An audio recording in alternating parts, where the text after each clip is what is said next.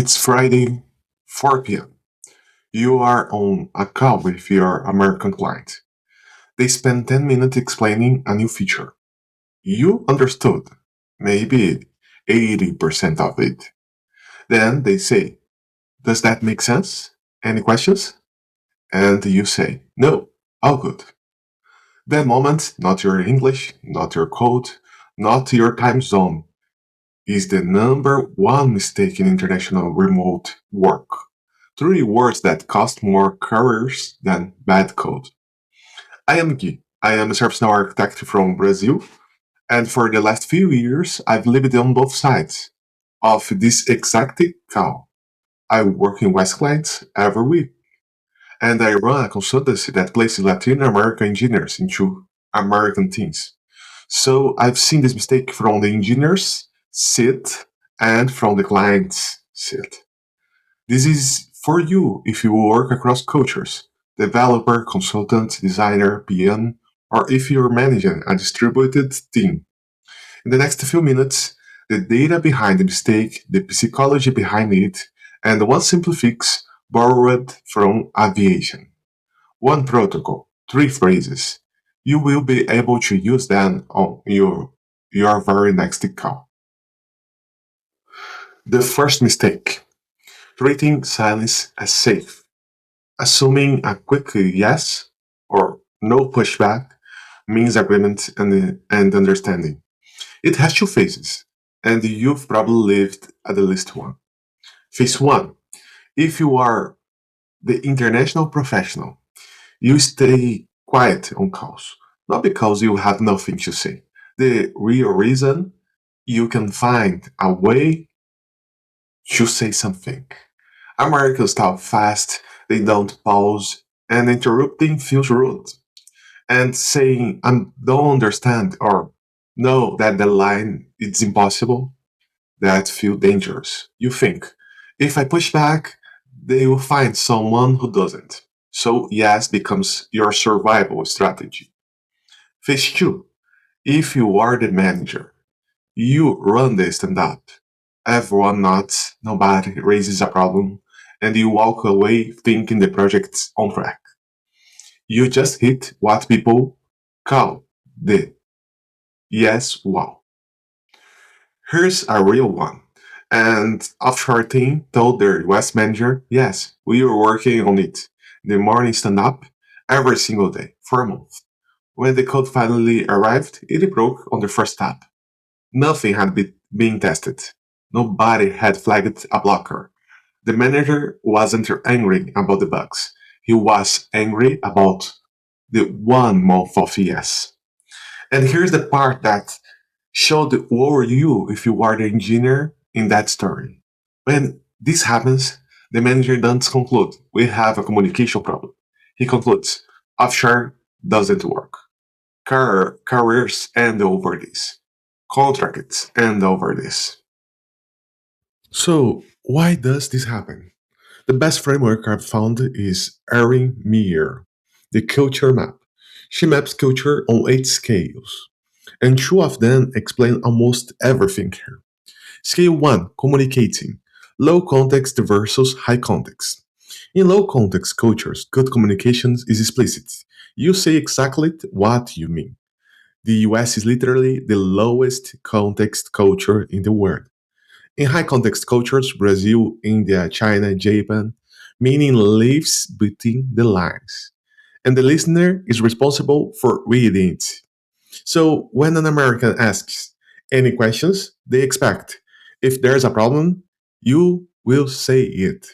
When you stay quiet, you may be signaling, polity, implicit. I'm not comfortable. Please read it on my face. Two operating systems, same call, zero compatibility. Meyer opens the book with a story I loved, Silent Bow. Bo Chen, a Chinese expert, sat through a 3 hour meeting without a single word. The American facilitator panicked. She assumed he was unprepared. When she finally called on him directly, he had 2 pages of brilliant notes. His explanation, you are the chairman. I kept waiting for a pause long enough to jump in, but my turn never came. That's not a language problem. He was fluent. It's a cultural protocol problem. Scale 2, leading egalitarian versus hierarchical. Your American manager sees himself as a facilitator among equals, and he expects you to challenge him. If your culture treats the boss word as a final, speak up inviting feels disrespectful. So he's waiting for you to interrupt, and you are waiting for him to invite you. Both waiting forever. Quick bonus because it cuts the other way too, the evaluating scale. A British boss tells a German employee he'd like to suggest you think about doing something differently. The German hears a casual suggestion and ignores it. The boss meant, do this, or you are fired. If you only listen to the literary words, you will miss the message in both directions.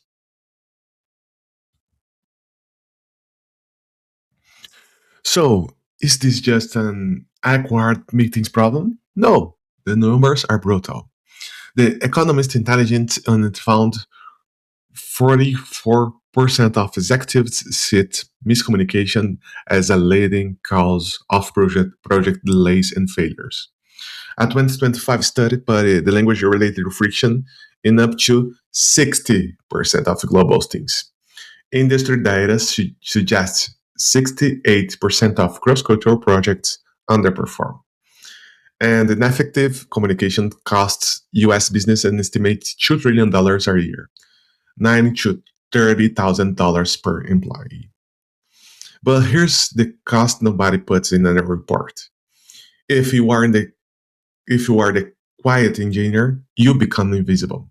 Invisible people don't get promoted. Invisible people get blamed when the project fails because they never say anything.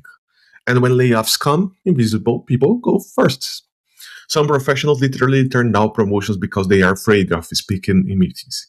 The silence that feels like protection, quietly taxing your entire career. So, what's the fix?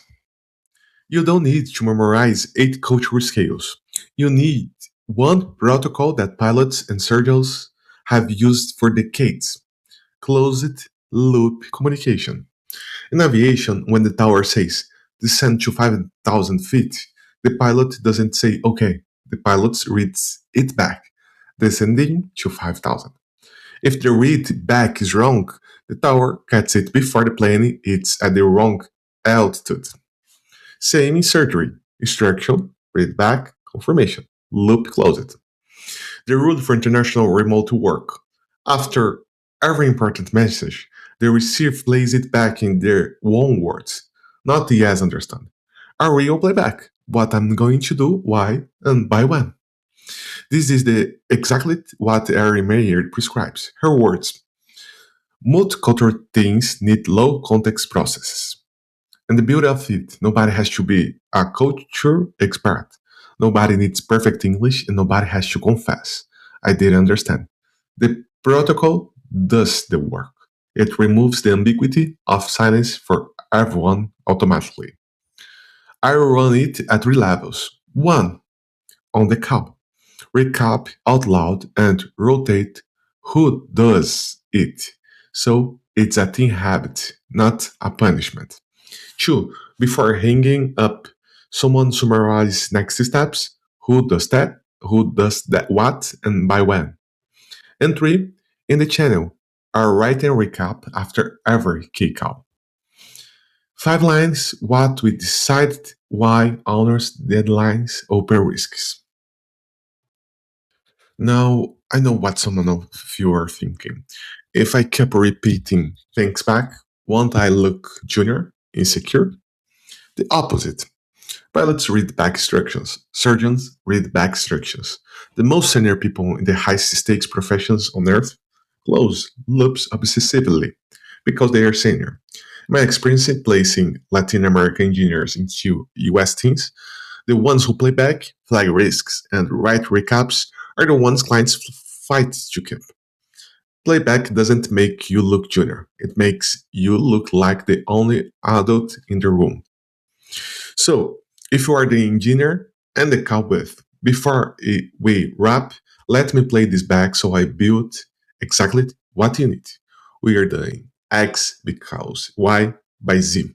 Did I miss anything? 30 seconds. You just confirm understanding without ever saying, I didn't understand. If you are the manager, cue the questions. Any questions? In the high context hierarchical cultures, it generates silence by design. Replace it with what are you taking as the next steps? And never treat silence as a yes. Silence is data. It usually means there's something here I can't say yet. And three phrases to steal. They all do the job of no or I'm not sure without cultural pain. One, instead of a silence yes, I want to make sure I deliver exactly what you need. Can I walk through my understanding? Two, instead of hiding a problem, there is a risk I want to flag before it becomes a blocker. And three, instead of an impossible yes, yes, we can do that. Here's the trade off. That last one is the culturally safe no. You are not refusing, you are showing the price tag. So let's close the loop on this video, literally. The mistake, treat silence as safe. You read silence as agreement, or you use yes as protection. And both sides lose. The reason, cultures decode silence with different dictionaries. Low versus high context, egalitarian versus hierarchical, and the fix, closed loop playback. Important message in, playback in your own words out plus a 5-line written recap. Here's my challenge to you on your very next call: do one playback, just one. If you work between cultures, read the culture map by Erin Meyer. And if this saved you from one yes all good, that you'd cost you a month, subscribe. I publish on Build the International Career in Tech from someone doing it live from Brazil. See you on the next call.